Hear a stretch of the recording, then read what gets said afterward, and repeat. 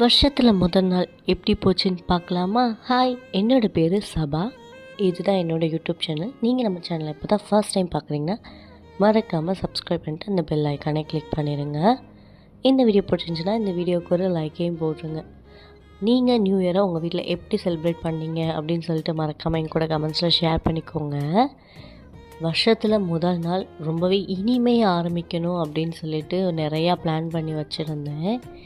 5 o'clock என்னோடய day start பண்ணிடலாம் அப்படின்னு பிளான் பண்ணியிருந்தேன்.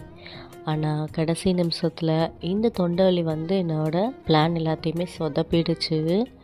சடனாக நேற்று நைட்டு திடீர்னு அப்படியே பயங்கரமாக த்ரோட் பெயின் ஸ்டார்ட் ஆகி அப்படி ஒரு மாதிரி ஃபீவர் வர மாதிரி ஆயிடுச்சு.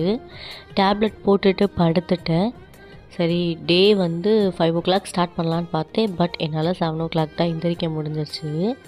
எந்திரிச்சிட்டு ஒரு சைடு பால் காய்ச்சிட்டு இன்றைக்கி முதல் நாள் வருஷத்தில் ஸ்பெஷலாக இருக்கணும்னு சொல்லிட்டு என்னோடய ஹஸ்பண்டோட ஃபேவரட்டான ஒரு டிஷ் தான் பாஸ்தா ரெடி பண்ணியிருந்தேன்.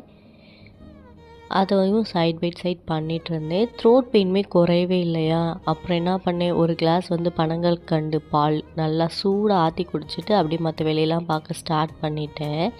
Side by side pasta ready பண்ணிவிட்டு ஆல்ரெடி தண்ணி வேற காய போட்டிருந்தேன்னா அப்படியே போய் குளிச்சுட்டு வந்துட்டேன். நைட்டு என்னோடய ஃப்ரெண்டு கால் பண்ணி ரொம்ப ஃபீல் பண்ணால், வருஷம் 2026 ஆகிடுச்சு, இருக்க பிரச்சனைகள் இருந்துக்கிட்டே தான் இருக்குது, எதுவுமே மாற்றம் இல்லை சபா, இனி நியூ இயர் என்ன செய்ய, இப்படி தான் இருக்க போகுது லைஃப் அப்படின்னு சொல்லி ரொம்ப ஃபீல் பண்ணிகிட்டு இருந்தா. அதுக்கிட்ட நான் என்ன சொன்னேன்னா, நம்மளோட லைஃப்பில் உனக்கு எனக்கு எல்லாருக்குமே பிரச்சனை இருக்க தான் செய்யும். உன்னை தேடி வர பிரச்சனையில் நீ தூக்கி போட்டுரு, அதை பற்றி யோசிச்சுட்டே இருக்காத. உன்னோட லைஃப்பில் நீ இப்போவே ஏதாவது மாற்றிக்கணும்னு நினச்சின்னா அதை டக்குன்னு பண்ணிடு, டிலே பண்ணாத அப்படின்னு சொல்லியிருந்தேன். இதை பற்றி உங்கள் கருத்து என்ன அப்படின்னு சொல்லிட்டு மறக்காமல் கூட கமெண்ட்ஸில் ஷேர் பண்ணுங்கள். நமக்கு ஒரு விஷயம் பிடிக்காமல் ஆயிடுச்சு அப்படின்னா அதை நம்ம கூடயே வச்சுட்டு இருக்கக்கூடாது, அதை நம்ம தூக்கி போட்டுறணும். ஸோ இந்த 2026 உங்களுக்கு பிடிக்காத விஷயம் ஏதாவது இருந்தால் அதை அப்படியே தூக்கி போட்டுருங்க. இந்த வருஷத்தை ஒரு ஃப்ரெஷ்ஷான இதாக ஸ்டார்ட் பண்ணுங்கள். நான் இவ்வளோ தான் சொல்ல முடியும். உங்கள் லைஃப் உங்கள் கையில் தான் இருக்குது. ஆமாம் தானேங்க? நமக்கு பிடிச்சிருந்தா அதை பண்ணுவோம், அதை பிடிக்கலன்னா தூக்கி போட்டுறணும்.